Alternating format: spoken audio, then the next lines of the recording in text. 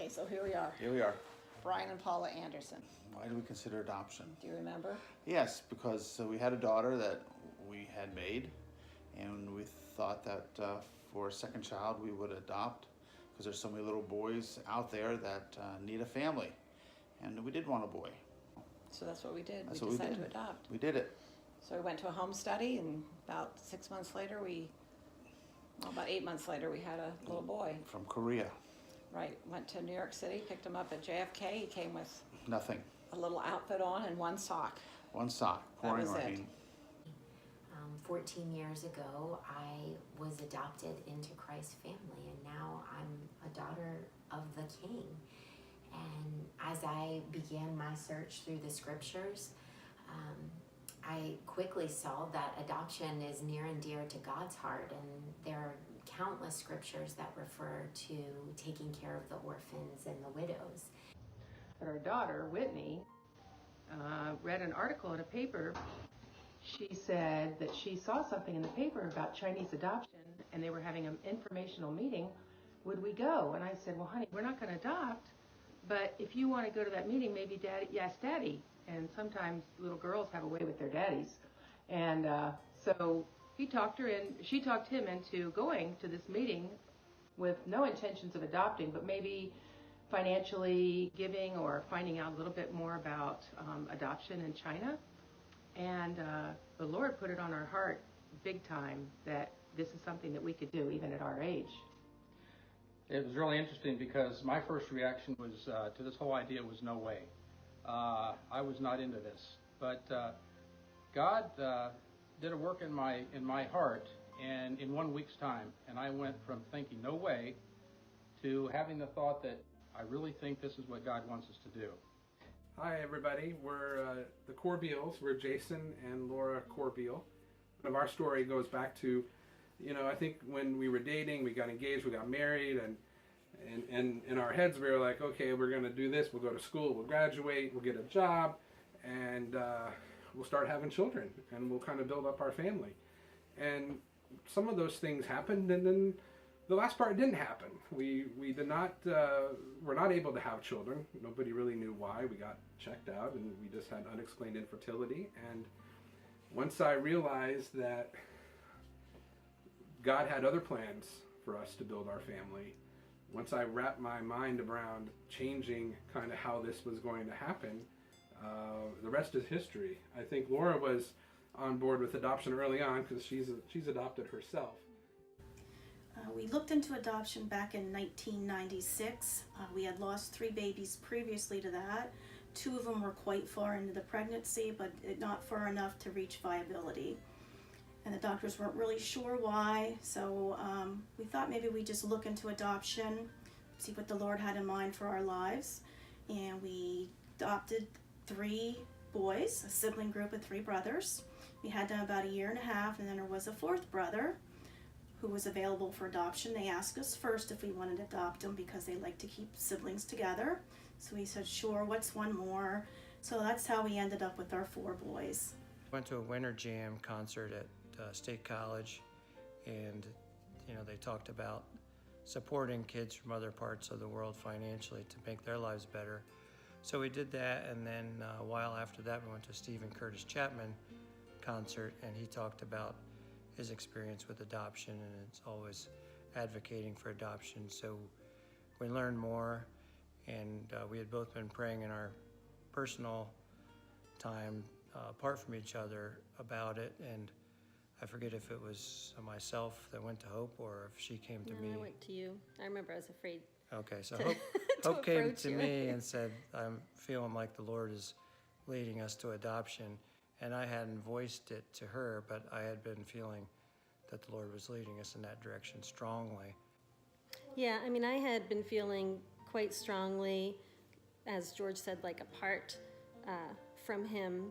I was feeling strongly that we were being led to adopt, and I was kind of almost afraid to approach him. And I remember when he came in the door one night, I had mustered up all the confidence, and it's kind of like when a man walks in the door after a long day at work and the wife who's been at home all day throws the baby at him. I had kind of prepared to drop this bomb, and he walked in the door and I said, I have to talk to you about something. And he said, okay. And I said, I feel like we should adopt. And I remember his reaction was like, yeah, me too. And I was like, what? So anyhow, that's when we began seriously considering it. Like Jason said earlier, I am adopted, and so my parents always told my older brother, who is also adopted, they told us, that everyone in the world can be adopted into God's family through Jesus Christ. And my brother and I thought that was so cool that we got to be adopted 2 times, once into our family and once into God's family. So growing up, that was a huge part of my faith, to know how much my parents loved me, how much more did God love me, because he sent his son to die for us, to be part of his family. For me, I would say that adoption means obedience. For us, not to have adopted would have felt like blatant disobedience. Like the calling was so clear, and I just remember feeling completely obedient as we were walking through each door. The Bible calls us to take care of the orphans and the widows.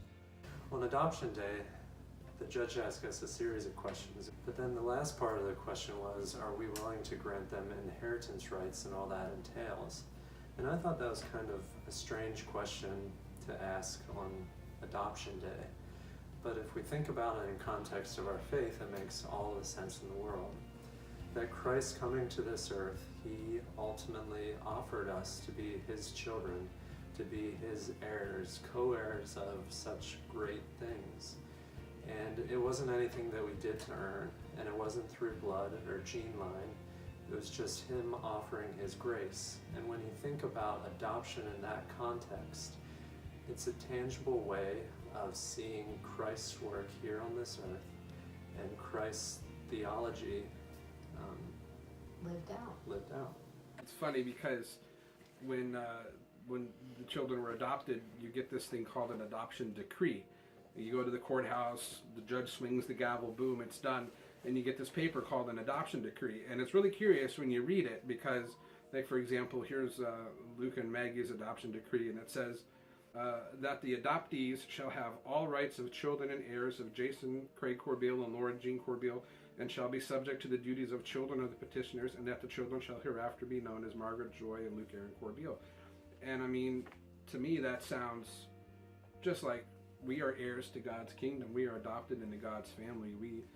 We have all the rights and responsibilities through his grace and mercy and love for us, that we are His children. His children, just like these 5 guys are our children. Hi, I'm Katie Corbeil, and I was adopted into my family 15 years ago, and it's really cool to be adopted because I know, my mom has talked about a lot, that God chose me to be in their family and vice versa too, and that was always really special to me. Really appreciate the comparison between like my real life adoption and our adoption into God's family, because it's not because of, it was never because of my will that I was adopted either into this family or into God's family. It was not because of my past, it was not because of things I've done. It's been given to me as a chance of a new birth and a new life in both scenarios. We truly believe that it was the Lord's will that we adopt these boys, and that's why we did it. And I truly believe that the Lord has a specific plan for each of their lives that he will use for his purpose.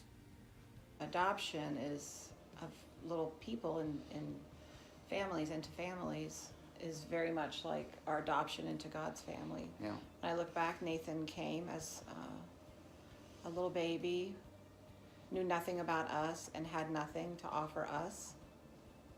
We loved him, but he didn't yet love us. We had thought about him for months as we looked at his picture. We chose him. We chose him, We had yeah. 2 little boys to pick from, and we chose him as God chooses us. We come with nothing. We don't love him yet. No, We even though he learn- loved us. He loves us dearly. Yeah. Yes.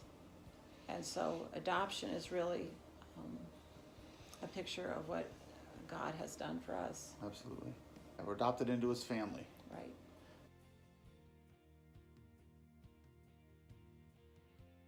I would encourage anyone that's even considering adoption, don't let the money stop you, because you can always raise funds. There are ways that if God puts it on your heart, there are ways. And it's one of the best decisions that we've ever made. We had major support from some of our friends here at First Baptist, and they encouraged us and prayed with us, and have all the way through are still like family to Share about it, because our experience has been bittersweet. Yeah. We've had a son who has rebelled and rejected our love. Just you never stop loving him. It's a forever commitment. It's a forever commitment. When we go astray, God's still there, ready to take us back. And we would do that for Nate when he's ready to come home. And if anybody is considering adoption, you feel it's the Lord wants you to do, I'd say definitely do it. It's not easy, by no means, but we're put here on earth to do God's will. I encourage, if you are thinking about adoption, to talk to some people that have done it. And I'm really encouraged and excited to see that there are several families in our church that have gone through this process, even in the last couple of years. I think it's awesome, and I think as Christians we're called to do that. I would say if someone was considering adoption, just to hang on for the ride. So if you're considering foster care or adoption, we would say just do it. Right? Yeah, I'd say go for it. The Lord will work out the details. Definitely. To me, adoption really is more about obedience. It's just been the greatest blessing for us. Adoption is Costly. It's costly. Yeah. Humbling. And it's been humbling. Yeah.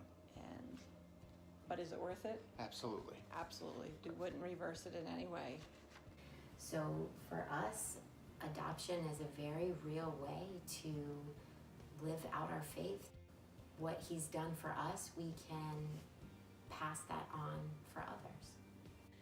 Adoption is raw.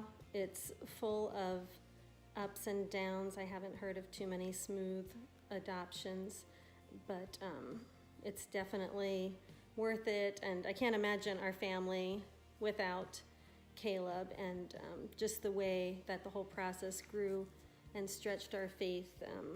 I think we're definitely better for it.